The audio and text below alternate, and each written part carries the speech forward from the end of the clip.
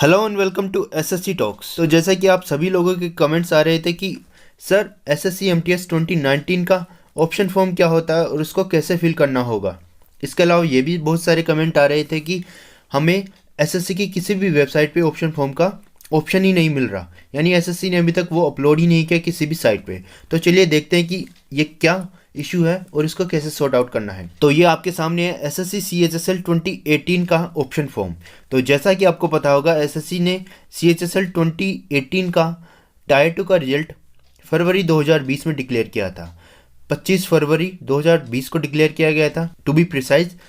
उसके बाद में एसएससी ने सीएचएसएल 2018 के लिए ऑप्शन फॉर्म को अपनी साइट पे अपलोड किया था। Due to the Wuhan virus and UFM cases ये सारी चीज़ें टाइमली कंडक्ट नहीं करवाई जा सकी। इसके बाद एसएससी ने 26 नवंबर को कहीं जाके एसएससी सीएचएसएल 2018 का टाइपिंग टेस्ट कंडक्ट करवाया।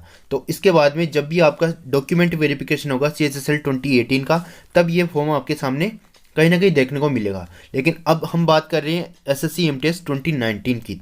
तो 2019 के लिए भी सेम आपका ऑप्शन फॉर्म एसएससी अपनी वेबसाइट पे अपलोड करेगा। जब वेबसाइट पे अपलोड करेगा एसएससी, तब आप मैच करके देख लेना, सेम ही आपको ऑप्शन फॉर्म मिलेगा। जस्ट आपका डिफरेंस क्या होगा, डिफरेंस आपका जस्ट मिनिस्ट्रीज का डिफरेंस होता है।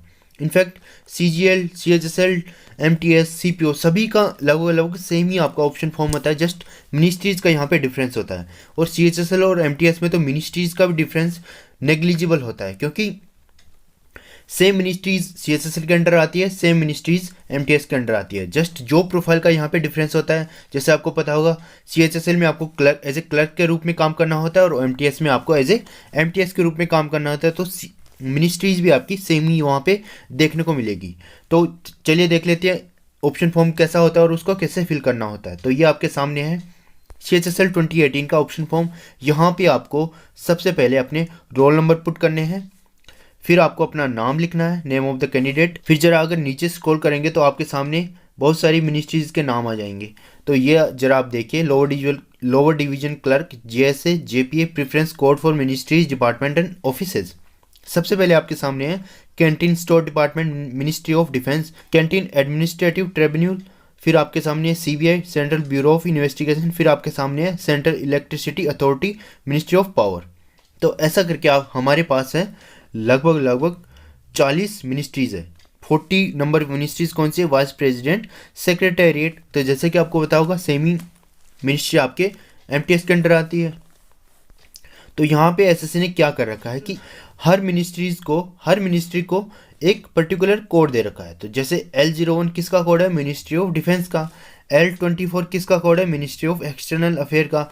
तो ये पर्टिकुलर कोड एसएससी ने पर्टिकुलर मिनिस्ट्री को दे रखे हैं। तो ये कोड आपके क्या काम आएंगे, यहाँ पे इन कोड्स को आपको यहाँ पे फिल करना होगा।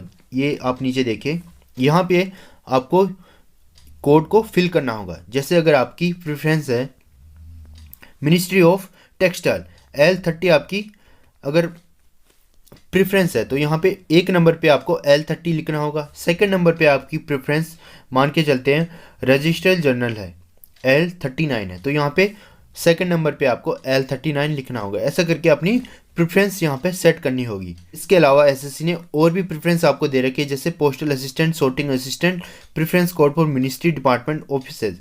तो ये जो आपके पी और एस की जो कोड है, ये कोड क्या है, P41, department of post, ministry of communication. तो जैसा कि मोस्टली कैंडिडेट इसी में सेलेक्ट किए जाते हैं। तो जैसे अगर आपको मिनिस्ट्री ऑफ कम्युनिकेशन के अंडर PA या फिर SA लेना है, तो आप फिल क्या करोगे, फर्स्ट नंबर पे फिल क्या करोगे, P41 आप फिल करोगे। तो जैसा कि आपको पता होगा कि एमटीएस के अंडर तो P और S आते नहीं, तो हम इनके बारे में बात नहीं करेंगे। हम मोस्टली फोकस किस पे करेंगे, ये जो L40 दे रखे हैं, जो 40 मिनिस्ट्रीज हमको दे रखे हैं, उन्हीं में हम फोकस करेंगे, क्योंकि कहीं ना कहीं यही सारे मिनिस्ट्री हमें एमटीएस के अंडर देखने को मिलेगी। तो सारे ऑप्शन फॉर्म को यहाँ पे फिल करना होगा, पूरी प्रेफरेंस हमें देनी होगी। इसके बाद कहीं जाके लास्ट में हमें लिखना होगा, यहाँ पे हमें सिग्नेचर करने होंगे। सिग्नेचर करने के बाद यहाँ पे हमें नाम लिखना होगा, अपना नाम लिखना होगा और डीवी डेट लिखनी होगी। जिस दिन भी हमारा डीवी है उस दिन की डेट हमें लिखनी होगी। और कई कैंडिडेट्स का क्वेश्चन रहता है कि हमें ये फिल कब करना है, ये फिल जो फॉर्म है ऑप्शन फॉर्म, ये फिल कब करना है। तो मैं यहाँ पे सिंपली आपको बता दूं कि आप ये फॉर्म घर से डाउनलोड करके प्रिंट आउट करके घर से फिलअप करवा के जस्ट आपको वहाँ पे भी आप एसएससी ऑफिस में सबमिट करवा सकते हैं, या फिर आप एसएससी ऑफिस में भी फिलअप करके इसको सबमिट करवा सकते हैं। तो इसका कोई हार्ड एंड फास्ट रूल नहीं है, आप मर्जी जहाँ इसको फिल करके जमा करवा सकते हैं। हाँ, जमा ऑब्वियसली आपको एसएससी ऑफिस में, रीजनल ऑफिस में करवाना होगा। ऑलराइट, तो अंत में मेरा आपसे यही कहना है कि जो प्रेफरेंस फॉर्म है उसको आप बहुत ही मेटिकुलसली रीड आउट करना, और जो प्रेफरेंस है वो बहुत ही आपको सोच समझ कर भरनी होगी। तो हमने सारी चीज़ें इसमें डिस्कस कर ली हैं कि आपका ऑप्शन फॉर्म कैसा होता है और उसको कैसे क्या फिल करना होता है।